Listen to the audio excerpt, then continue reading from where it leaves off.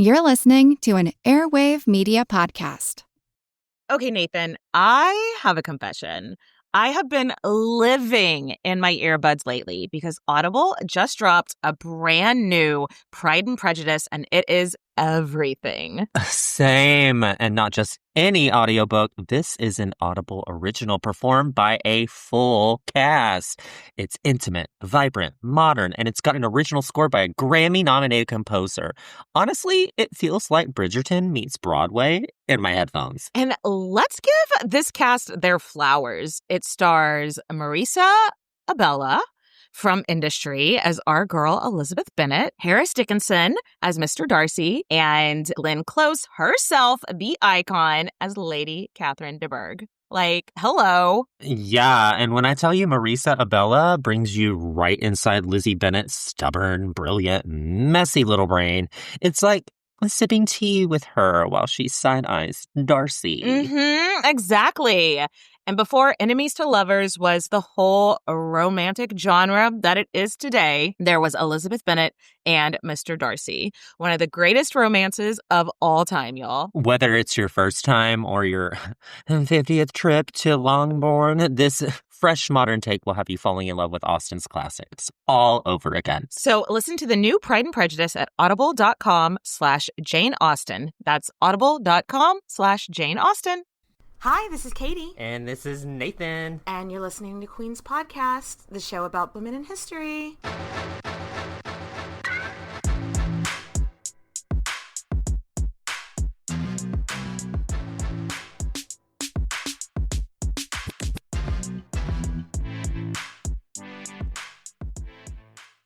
Nathan. It's time. Hello. Welcome back to the show. Yep, that's right. We're going to dig into Miss Maggie Pole once again. But we have, before we jump back into the life of the one and only Margaret Pole, we have some Patreon shout-outs. So, Yes. Shout out to Cassandra and Sheila. Yes, and Pixel and Lauren. So thank you to those Patreon supporters. Thank you to all of our Patreon supporters. And hey, thanks to anybody listening. Yeah, as long as you can put up with us, we're fine. We love it. We love it. So cheers, bitches. So Nathan, where did we leave off? Oh, where did we leave off? After casually surviving one of the messiest childhoods in English history, a.k.a. the Wars of the Roses, a.k.a. the world's longest and pettiest family feud, she, Maggie Pole, and her brother Teddy found themselves at the mercy of the new dynasty, Henry Tudor, a.k.a. Henry VII. That was so much AKA. AKA, TLDR, it was drama. Yes. Henry married Margaret's cousin/best friend, Elizabeth of York. And Margaret married Henry's best friend/cousin, Sir Richard Pole. So like a cute double wedding kind of vibe. Except her brother Teddy, he was a threat to the throne. So he got locked up in the Tower of London, and the key was lost. No key. Thrown into the River Thames. Bye. So he stayed there. Yep. Though Margaret's marriage to a nobody knight probably isn't what she expected growing up, she seems pretty peppy, and they have lots and lots of babies and are super popular, and everything is super chill until Henry VII, one of that Spanish alliance. His son Arthur is supposed to marry Catherine of Aragon. Maybe you've heard of her. But Spain wouldn't send her over until all rival claimants were dealt with. So, translation, bye-bye, Teddy. Bye-bye, Teddy. We're gonna miss you so. So that's where we left off. It's not an episode of Queen's Podcast if we don't bring in show tunes that actually don't make any sense. Yeah. So her brother was executed, and we have zero idea how she feels about it. Which, I mean, fair. Girl learned from a young age that airing out your feelings about shit is a good way to get your head cut off. Or get drowned in a bottle of wine. Or a barrel of wine. So Take your choice. so she held her Choices. choices. So she held her cards close to the chest. Yeah. Yeah. Something else we need to note is her brother Teddy held 2 titles. Mm-hmm. Duh. And he was the Earl of Warwick and Salisbury. Titles equal land, equal money, Mm-hmm. equal being locked in the Tower of London. Mm-hmm. Like, seriously, while Teddy rotted in the Tower of London, the crown collected that income to, quote unquote, pay for Teddy's upkeep.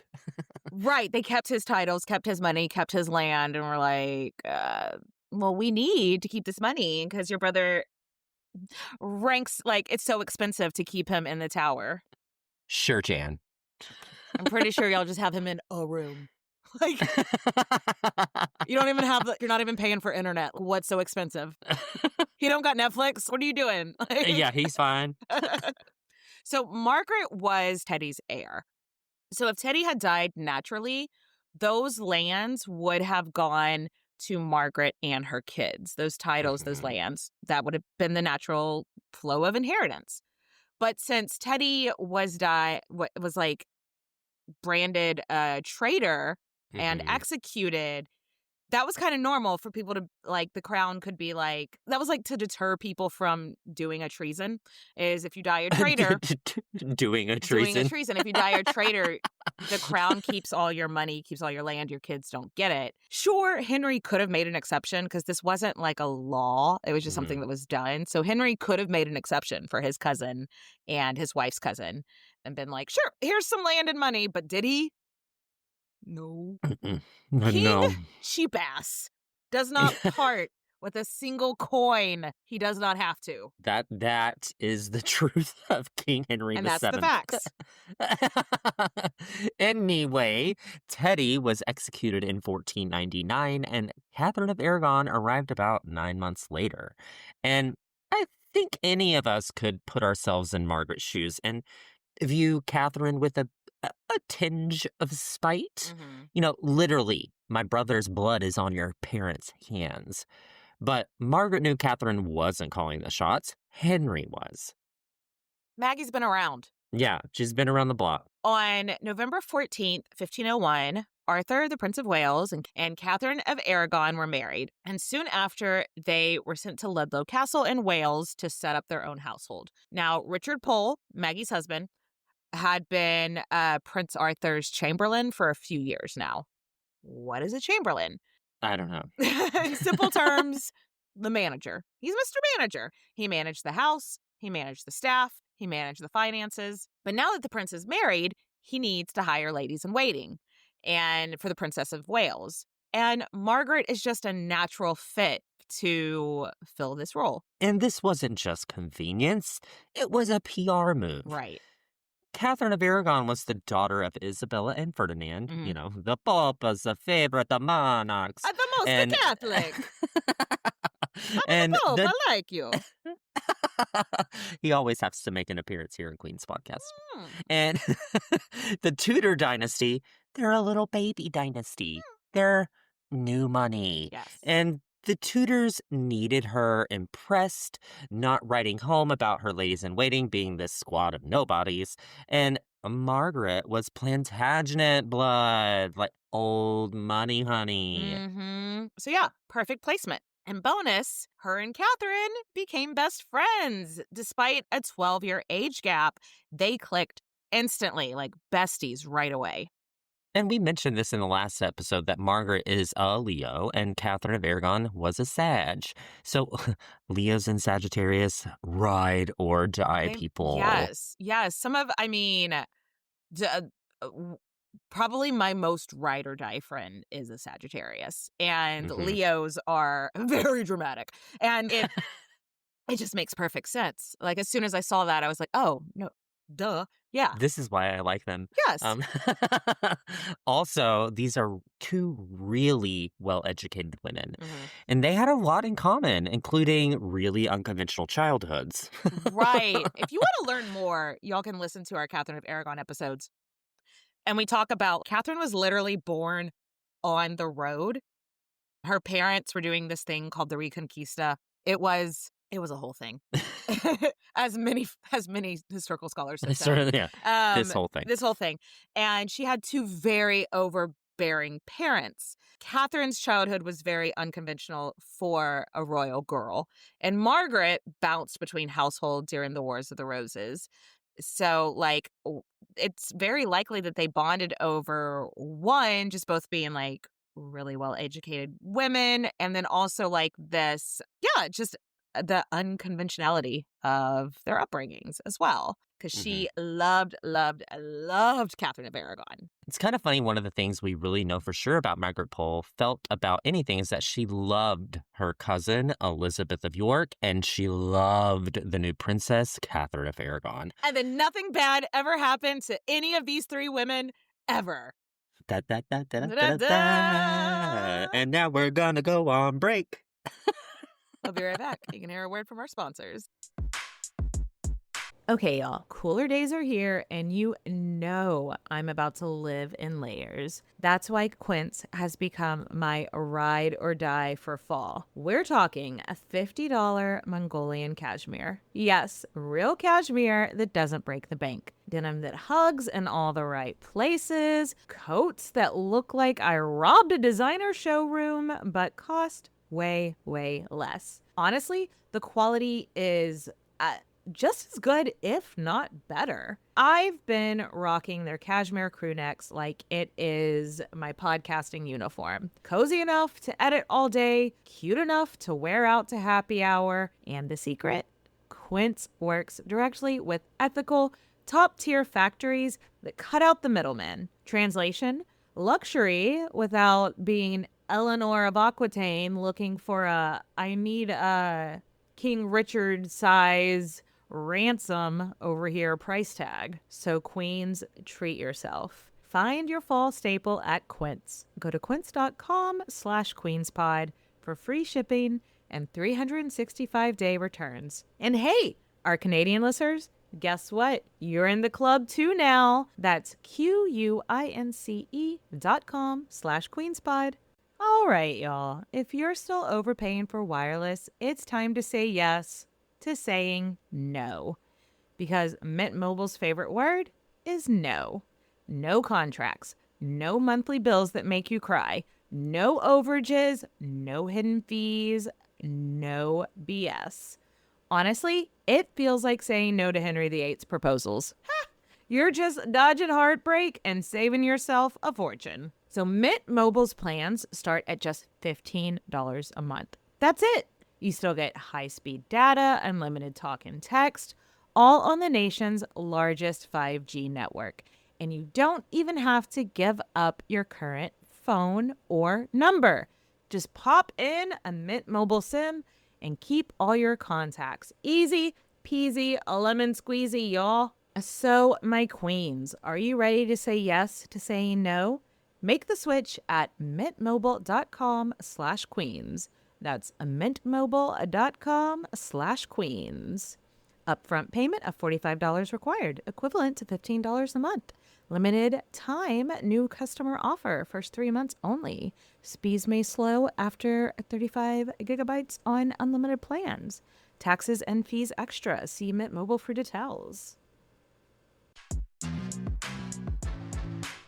Okay, we are back, and Maggie has a new friend. Yay! And because history is nothing if not a non-stop bummer machine, we have bad news. The sweating sickness has arrived in Ludlow Castle. Okay, but what is the sweating sickness?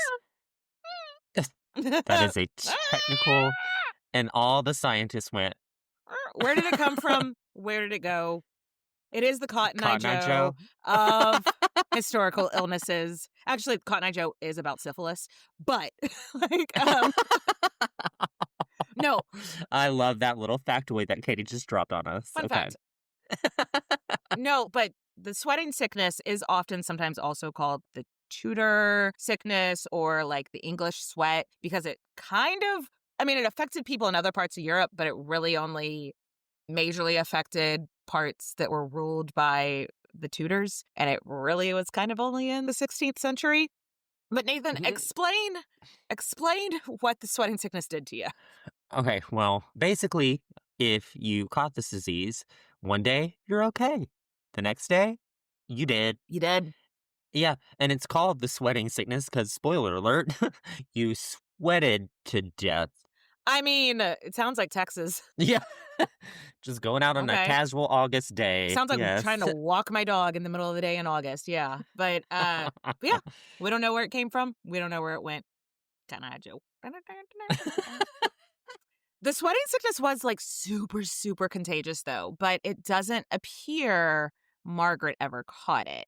Or if she did, she kept her mouth fucking shut. The royal couple did catch it though. But Catherine survived. Yay! But Arthur didn't. Oh. If that wasn't enough, less than a year later, Elizabeth of York, longtime queen stands are Elizabeth of York. Love Yay. her, yes. That's Margaret's cousin and favorite person. She ends up dying suddenly. So, gut punch. She died trying to replace Arthur. Like after Arthur died, she wanted to have another baby. And then... Oh, honey, no. Yeah. Then a flicker of hope. Margaret is pregnant again. Oh my gosh. After all of this loss and death and bummer shit, let's get some joy and new life in the mix. Just kidding. Her husband's dead. Oh, God. Their marriage may have not been a great love story, but it was a solid one. And by all accounts, it seems like they had been pretty happy.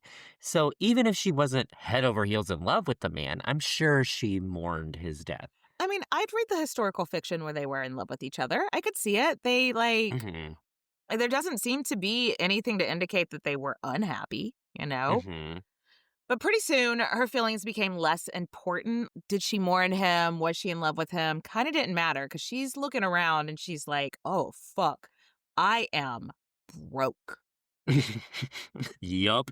Her whole security came from Richard's income.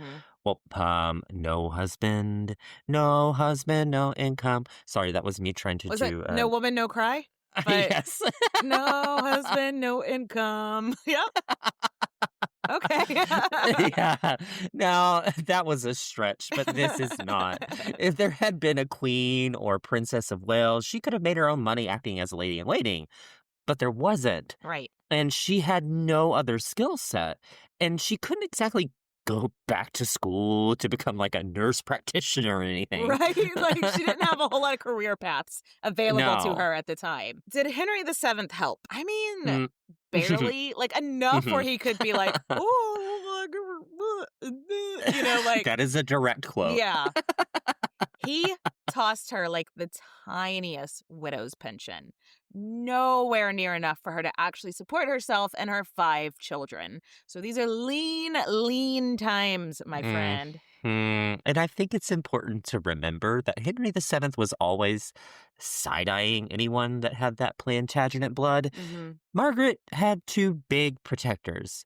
No husband, no cry. The husband, I need to stop that. So her husband, one of Henry's best friends, and Henry's wife, who genuinely loved Maggie. Well, both of them are dead. Right. And while most people might have kept some affection for Margaret in their memory, Henry? Not so much. He's just suspicious. He's so suspicious. He is suspicious. He is suspicious. He is suspicious. Yeah, absolutely. So his attitude is basically, I'm going to keep your Plantagenet ass as poor as possible without being, downright cruel. I'll make sure you've got a roof over your head, but honey, don't expect much more. Y'all, if this is your first introduction to Henry VII, if you haven't caught on yet, he is a tight ass. When I was researching this, I Googled and I opened it up in an incognito window. So the cookies wouldn't know what I was already looking up, and Googled history, the world of history's cheapest king, and Henry VII comes up. Oh, well. He has a reputation as being the king tight ass. So what a legacy. Yeah. She has no other way to make money, and so this is who she's looking at for charity or for something. It shouldn't even be looking for charity. She has been serving the crown her entire life. And Why? There's no other avenue for her to support herself. This is what a little tangent. I get so pissed off when people like look at women through history and are like villainize women for being gold diggers. And it's like, how there was no other way for women to be ambitious in most circles. You couldn't be successful at all. Like you said earlier, she couldn't exactly go to community college and become a nurse practitioner or like dental hygienist or, she had no other way to support herself, and now she's relying on historically the cheapest king ever who kind of hates her for nothing that she's ever done, They killed her just brother. because she was born a Plantagenet, so he hates her. And this part is even worse. Yeah. Pisses me off because she couldn't afford to pay for a funeral for her own husband. Ugh. She had to beg Henry for a loan. Yeah, like what if one of Richard's friends had to co-sign for it? That's such bullshit. Like, such bullshit. Like, cousin, Bestie, and King refusing to pay for a basic bitch funeral while he's swimming in money from her family's lands. No. This fucking cheap ass. Snap for the kids. Yes. Eventually, Margaret had to move into an abbey, like at the charity of some nuns. Her and her 3 younger kids. Her 2 older sons were sent off to be like wards at some other noble families' houses, which was pretty common at the time. So she had her son and one of her sons that moved with her to the abbey. Little Reginald was about 5. And he caught everyone's eye of being like really smart, really bright, really promising. Oh, and I hate this. Margaret had to make a really, really tough decision. Yeah. Margaret decided to dedicate young Reggie's life to the church, a.k.a. she sent him to priest school as a child. Now, doing this solved 2 problems. Number 1, he'd get an education, career, and she'd have 1 less mouth to feed. Yeah. But this shit is final. There's no takesies backsies with the church. It's not like a layaway program. Once you've got the money, you can't be like, I'll take my kid back now, Nope. So I think this shows how fucking desperate she really was. I really do think that she thought this was the best thing for her. Because she didn't know if an end was in sight, We should note also that this wasn't exactly unheard of in noble and royal families. Like a lot of the times, a royal family, if the king had a bunch of sons and not enough land and titles to give all the sons, and he knew, oh shit, they're going to grow up and start a civil war, he might make one of them become a priest, like from a young age, to avoid that. That's not exactly the situation, but that's just saying it wasn't an unheard of thing. It wasn't so rare that people would have been super, super judging her for this or anything. Yeah, right. That wasn't exactly the same situation that Maggie was in. This isn't strategy for the Poles. It's survival. So the 5 years after Margaret's husband died, pretty bleak. And honestly, not very noteworthy. Until 1509, when ding dong, the witch is dead. Witch, oh witch. The cheap-ass witch, a.k.a. Henry VII. That was good. I thought you would like that. Within 2 months of King Tight-Ass leaving this earth, his son Henry married Margaret's friend, Cathay. And that's Catherine of Aragon, if you're nasty. And guess what? Catherine invited Margaret to court as a lady-in-waiting. Oh, thank God. For Margaret, this was huge. Not only did it mean income for herself, but it also meant it gave her a chance to start make those money moves for her kids. Yes. She don't gotta dance. She makes money moves. Yes, absolutely. Well, I mean, it makes sense. She's like, my parents didn't get a chance to make any money moves for me before they both died. As soon as she gets to a place, she's like, I got to make plans for my kids. So that, I mean, it's smart. That's what any good mother would do in her position, I think. Yep. So immediately she snags a job for her oldest son, a job at court, and she starts hunting down a solid marriage proposal for her only daughter. She's not losing another, like, if the Wheel of Fortune turns again and she ends up at the bottom again, she's not losing another child to poverty, damn it. She no is making bankrupt. sure people are... She's not getting bankrupt. She is Wheel of Fortune that to $1 million, honey. Yes, she is not landing bankrupt. No. Do you remember when we were watching Wheel of Fortune, when that girl I knew was on Wheel of Fortune and we were watching it at the bar, and I was so convinced that an answer to something was softball stadium, and I was yelling it with my whole chest. That's not a thing. A softball stadium is not a thing. And I think your poor friend didn't know, like, it was, like, the easiest. Like, Oh, my it was friend- something that was just so... My friend Katie, if you're listening, I'm not speaking of myself in the third person here. My friend that was on Wheel of Fortune's name is also Katie. Katie, if you're listening, we think you did so good. Anyway. We do. We do. Anyway, so Margaret Pole is making money moves for her kids, and I think that's fucking smart. Yes. Let's go ahead and make a big disclaimer here real quick about Yes. Henry VIII. If you only know the headline version, big tyrant, caught off a bunch of heads, ate turkey legs.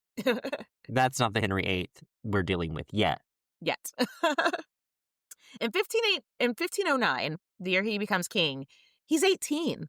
Mhm. He loves poetry and courtly love, and he's a big old flirt.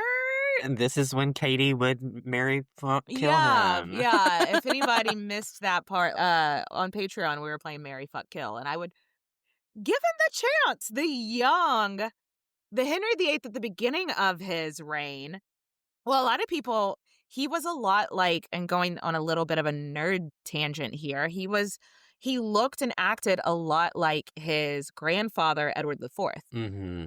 who is like one of my historical crushes. So no questions asked. He's handsome. He's charming. He wants nothing to do with his father's reputation. He wants to make sure that everybody knows he is not his dad. So he is basically making it rain. Like, he is throwing parties. He is spending money. Like, hey, friends, come over. I bought you gifts. What, you need a loan? Here's a loan. He's spending money on his wife. He's spending money on his wife's friends. Make it rain, make it rain. Yeah, that's what's happening. Mm-hmm. And another key thing is Henry VIII was a total mama's boy. Yeah. Really, if you're interested in this time at all, please go listen to our 2-part Elizabeth of York series. She was a fantastic mother, and Henry loved her. Yeah. And because Elizabeth of York loved Margaret, Henry welcomed Maggie Pole back to court with open arms. Can you imagine the relief Mhm. if you're a Margaret Pole? Put yourself in the shoes of, oh, this is what's the new king gonna think of me? Is it, Am I gonna get choppy or not? Yes. But for the first time in her adult life, the king wasn't side-eyeing her because of her Plantagenet blood. He was welcoming her because of it. And she's best friends with the queen. Thank God. Sigh of relief. Yes. And after 3 years of working at court and serving as the royal bestie, Margaret got up the nerve to ask for her family's title back. Just imagining her sitting in front of the mirror in her room, practicing different versions of this speech. Okay. So version 1 is like the fierce version, where she's like, they're my lands. My brother wasn't a traitor, and you know it. Hand them over. Ooh. Version 2 is coy.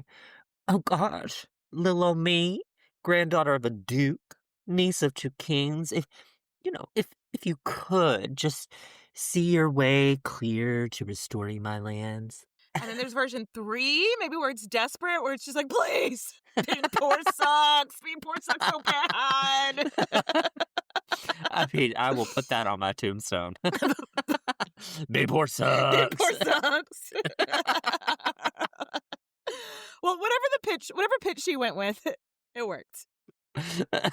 But this probably took her by surprise. Instead of restoring the lands and the title and passing it to her eldest son, which was usually the done thing, Henry gave a title directly to Margaret in her own right. And that was rare. Like, not just rare, super, super duper rare, which is a Yes. technical term. Yes. And England's inheritance laws were aggressively pro-penis. Mhm. So Margaret becoming Countess of Salisbury in her own right, this was a huge deal. She was shooketh. She Shooketh. was stoked. Shooketh to her coreth. Yes. Her eldest son was about 20 years old at the time, and he was maybe like a little bummed that he didn't get the title, that maybe he thought was coming to him. He was hoping maybe he'd be Earl of Warwick. he'd be Earl of Salisbury, but he got a title. He got a baron title thrown at him, which is like the lowest on the totem pole. But he would get Earl of Salisbury after his mom passes, and he couldn't be too mad. The Poles are in their win era. And suddenly, no one is worried about money anymore. Like Forrest Gump. I love how Forrest Gump somehow can make his way into every single one of our episodes. He's like, Lieutenant Dan invested in some fruit company or something, and it's Apple. It's like when he said we didn't have to worry about money no more, and I said, that's good. One less thing to worry about. Anyways. They're not worried. They invested in Apple and are not worried about money anymore. And for context, Margaret's widow's pension would have been about £40 a year. Now, she was pulling in roughly £2,000 a year, which is equivalent to about £2 million today. So, not too shabby. Yeah. She's also got options now where she wants to live because, honey, she's got a palace in London. She's got a home in Calais. She's got lands in Wales.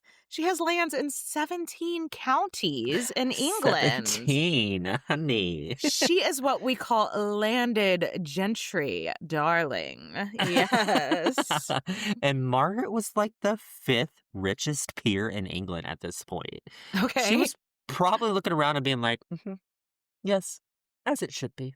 As it should be. Now, there may have been some talk about her remarrying. She would have been in her late 30s, early 40s at this point, and any bachelor would have been thrilled to be tied to all this cash. But Maggie was like, yeah, hard pass. Why would she? Why would she?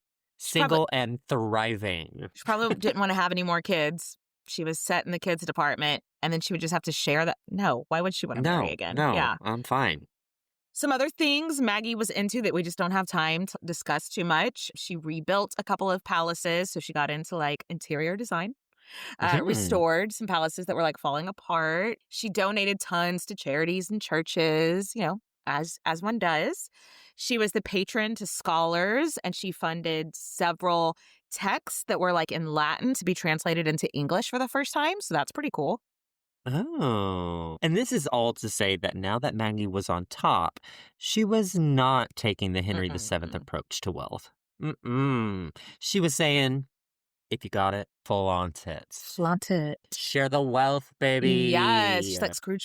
And while doing all this, she still is a really important figure at court, at the court of Henry VIII and Catherine of Aragon. And because she's so high up in the inner circle, she is able to nab for her daughter Ursula, the most eligible bachelor at court, the son of the Duke of Buckingham. And the Duke of Buckingham's family was also like pre-Tudor old money, with ties to the Plantagenet family and real rich. So this was a huge score because this means one day her daughter will be the Duchess of Buckingham and her son will be the Earl of Salisbury Stake.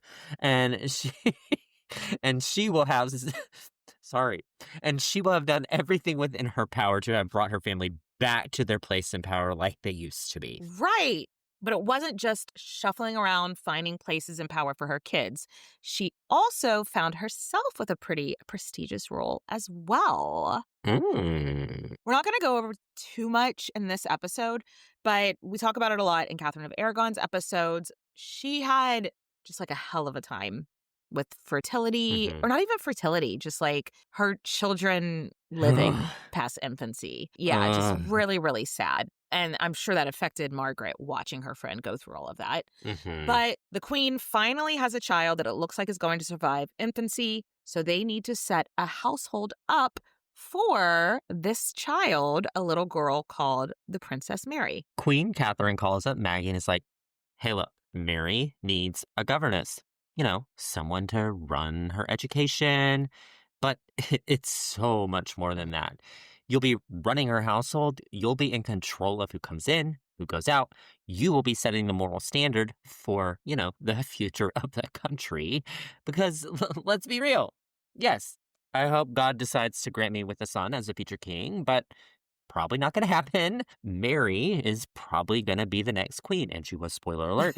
And I need someone with character, I need a child with a backbone and brains to raise her into this badass that she needs to become. Are you up for it, Maggie? Margaret was like, let's do it. This is what I was born for. I love this for her. So let's take a quick break and then we'll come back and see how this all goes down. I'm always looking for ways to show my cat how much I love her. And with Fancy Feast gems, I can pamper her whenever I want with a savory gravy on top of a gourmet mousse pâté. The pyramid shape makes serving simple, so all I have to do is peel and plate to make mealtime feel extra fancy. And with 2 entrees in every pack, it's easy to turn every day into the extraordinary. Fancy Feast gems.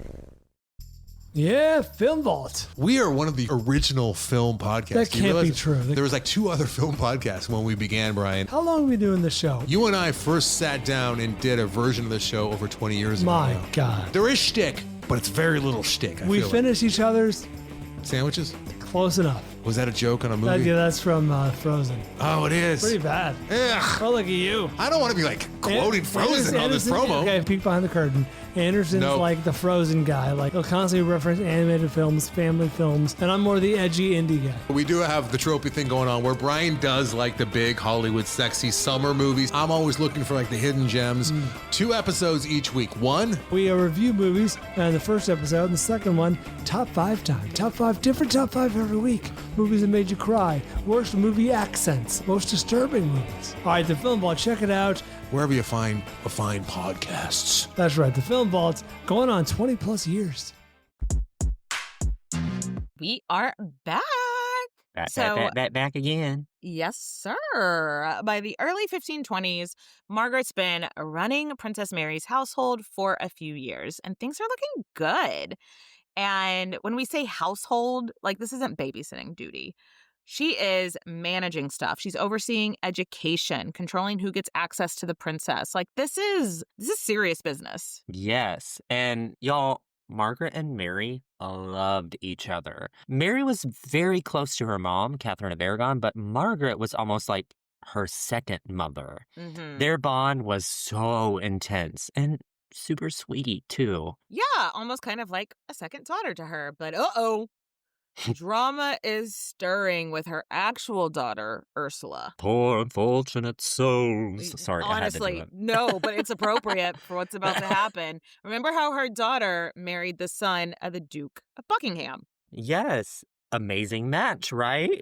Maybe a little too amazing. The Buckinghams could also trace their line back to the Plantagenet family. And you know what? It's been too long since a Tudor has been suspicious of a Plantagenet for no good reason.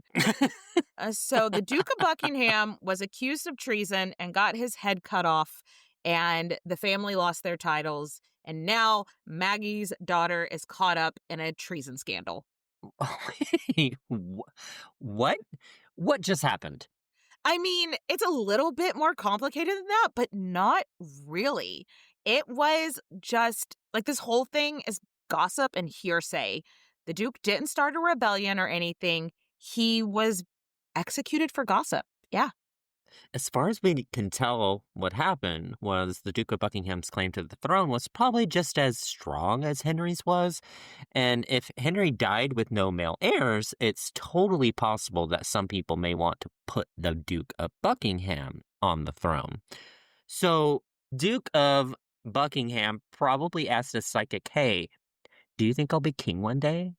Is my horoscope looking royal this year? Do I have a Leo rising? And that was, back then, it was treason to basically talk about the king's death. Mm-hmm. Like when we did the Catherine Howard episode, remember her and Thomas Culpeper, they talked about getting married after the king died. That was treason. Mm-hmm. Yeah. Him asking a psychic, will I be king after the king dies? That is ridiculous. I know. That is bananas. That's why the Duke of Buckingham got found guilty of treason, got his head cut off, and his family lost titles and were all swooped up in this treason scandal. And this is also really important as a first glimpse into Henry VIII being paranoid and unreasonable. But spoiler alert, it's not going to be our last glimpse into that side of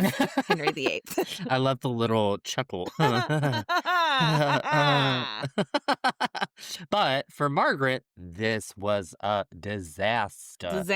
Suddenly her daughter Ursula is married into a disgraced family. Her son Henry gets briefly thrown into prison for being associated with the Buckinghams. And worst of all, Margaret is stripped of her position as Mary's governess, and this would have broken her heart. Like, she would have been torn up about this. Right. So for the next few years, the Poles keep a low profile. Margaret's been through this before. She knows the drill. She's like, play it cool. Don't mention the Plantagenet blood. Grovel when necessary. Kiss ass. And hope the storm passes. And by 1525... the storm passes. Margaret was restored to Mary's household, this time in Wales. Oh. So Henry was setting Mary up with her own household, just like Arthur and Catherine had at the beginning of this episode. So Maggie is packing up and heading back to Wales. And you know what? I kind of wonder what emotions this might have brought up. You know, like full circle vibes for sure. But also, last time she was here in this capacity, she was married and maybe pregnant, and her kids were babies. So she had to have had some shit getting stirred up, some memories, right? Yeah, I wonder if she's like, I know they wouldn't have had photo albums, but, you know, like maybe writing in her diary, like, oh, this made me think of when Ursula was a baby and she would, blah, blah. You know, yeah, it had to have stirred up memories being back where the episode started. Yeah. The next 3 years or so of Mary's upbringing are pretty well documented. Margaret, one, was like bringing her all over Wales, making sure everyone saw the Princess of Wales. I don't think she ever like officially had that title like Arthur had the Prince of Wales title, but all in name. So Maggie was bringing her around so the people saw her. So she wasn't like any kind of enigma, like she was being the people's princess. Mary was getting this bomb-ass education. She's speaking languages. She's reading philosophies. She's knowing her scriptures. You are going to be the Renaissance queen. You're going to know your shit. We're not going to have any ignorance in this household. This is going to be an educated princess. And make no mistake, they were Catholics to the extreme. Catholics, yes. Addicted to the catha. And Margaret probably heard whispers. Catholic. In case you have no idea what we're trying to say, they're Catholic. They're very Catholic. I wish y'all could have seen Katie's face. But Margaret probably heard whispers of the Reformation spreading in Europe and was like, LOL, cute fad, not gonna last. So Martin Luther, who? I don't know him. She doesn't even go here. It was around 1528 that Henry decided that Mary didn't need to have her own household anymore. She didn't need to be off in Wales being the people's princess. Let's reel that in. And so he called her back to London. And Margaret probably would have thought this was a little weird, but wasn't immediately seeing red flags. So they packed up and they headed back home. But fuck me, things are about to get turned upside down. And when you say that during the Tudor times, that means something. That means something. That hits. Yeah. That hits hard. By 1527, Henry VIII is obsessed with Anne Boleyn and wants out of this marriage to Catherine of Aragon. Right. And Catherine of Aragon was fighting him tooth and nail. Oh my God, it was a scandal if you haven't heard her monologue. Right? It's still a scandal. People are still talking about it. I know. Nearly 600 years later, we can't get enough of this. Can you imagine how it was? What kind of scandal it was? It was the press coverage it was getting when it was still going on. She was like, I shall not divorce my husband. Like in the middle of court. It was drama. God has called me. Like, it was this thing. It was this whole thing. I think everybody should take a moment, Google Catherine of Aragon monologue. Catherine of Aragon mic drop speech to Henry VIII. Yeah, it was a scandal. And we're not gonna rehash all this divorce drama here today, but it went on for a good 7 years. And 7 years is a really long time when you're trying to walk this tight, dangerous political tightrope at the Tudor court. So let's discuss how this would have affected Margaret. So Margaret is still Mary's governess. She's the governess during the mess. She's the governess mess. the governess of the mess. Yes. So, which means the governess mess, yes. But that means she's trying to shield a preteen Mary from the scandal of the century. All the while, the more Catherine of Aragon fights Henry on the divorce, the more money Henry starts to take away from Mary's household. So Margaret's pulling double duty. Emotional shield for Mary, creative budget manager. Yeah. Imagine raising a royal child on a clearance rack money. It's interesting to note that while the popular opinion of the people of England and of Europe, was the popular opinion was with Queen Catherine. But for the nobility, the people in the room where shit was happening, it was dangerous for the nobility to speak up against Henry VIII. The room where it happened, the room where it happened. You get your head cut off. You want to be in the room where it happened. Keep your mouth shut unless you say yes, sir. Yeah. So, but no, it was dangerous to speak up against Henry VIII. In fact, despite being hardcore Catherine supporters in private, Margaret's sons had to act like they were in favor of the divorce to Henry VIII's face because they liked not being in prison. Go figure. Samesies. Yeah, they liked having their heads on their neck. Well, when I'm talking about her sons, I'm talking about her two sons, Henry and Arthur. Remember, her son Reginald is off at priest school, or we'll talk about him in episode 3. He's going to be a major player, just not right now. But those two sons are having to act like, no, we love this. Though at home, they're probably like, what the fuck is happening? What is going on, Mom? Yeah. However, a very small group of women could speak out to an extent, and they were kind of protected by this girl code. Yeah. And when I say small, I mean it was just Margaret. It was just Margaret, the king's sister, and like 2 other ladies. I think that's really, really noteworthy, and we should take a second to discuss her, speaking out against the king, because that takes balls, big clit energy. Big clit energy, for sure. Yeah, because she knows that things don't always go that well for women that stand up against the king. For anybody that stands up against the king. Mm-hmm. She's now like probably in her 50s, like her early 50s. And up until this point, pretty much nothing about how she feels about anything political has ever been recorded.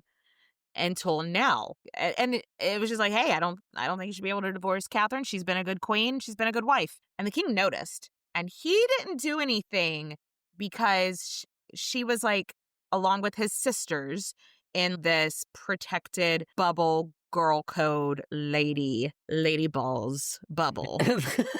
Here's to the ladies who lunch. Yes. But he noticed. He couldn't do it. He didn't do anything because it was expected that these women would stand with Catherine, but he definitely noticed. Put a pin in that.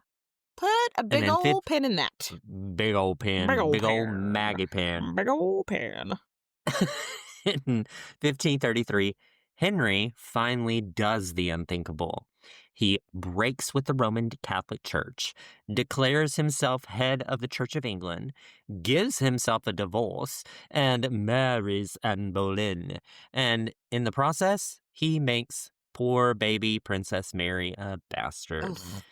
Which means no more royal household for Mary, no more royal household for Margaret. She was her governess. So, obviously, she's out of a job. Okay, so this is some bullshit, and we're going to talk about it. Because Henry VIII had an illegitimate son that he had with his longtime mistress, Bestie. Yeah.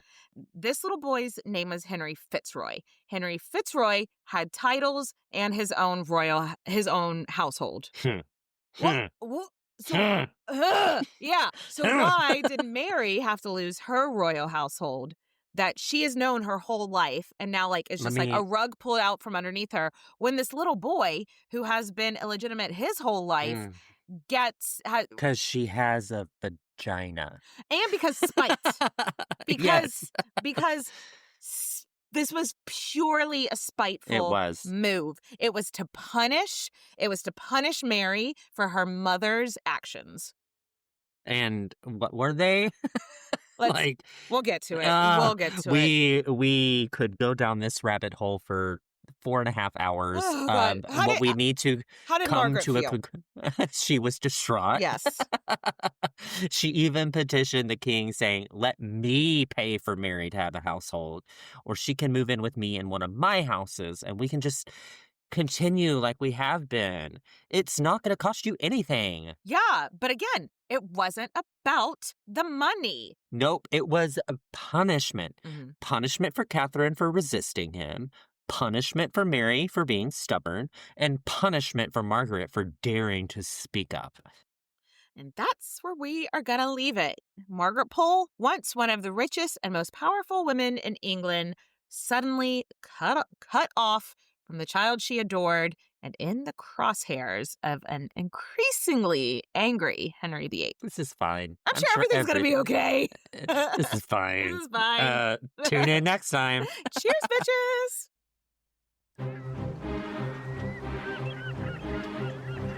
Hello, this is Matt from the Explorers Podcast. I want to invite you to join me on the voyages and journeys of the most famous explorers in the history of the world. These are the thrilling and captivating stories of Magellan, Shackleton, Lewis and Clark, and so many other famous and not so famous adventurers from throughout history. Go to explorerspodcast.com or just look us up on your podcast app. That's the Explorers Podcast.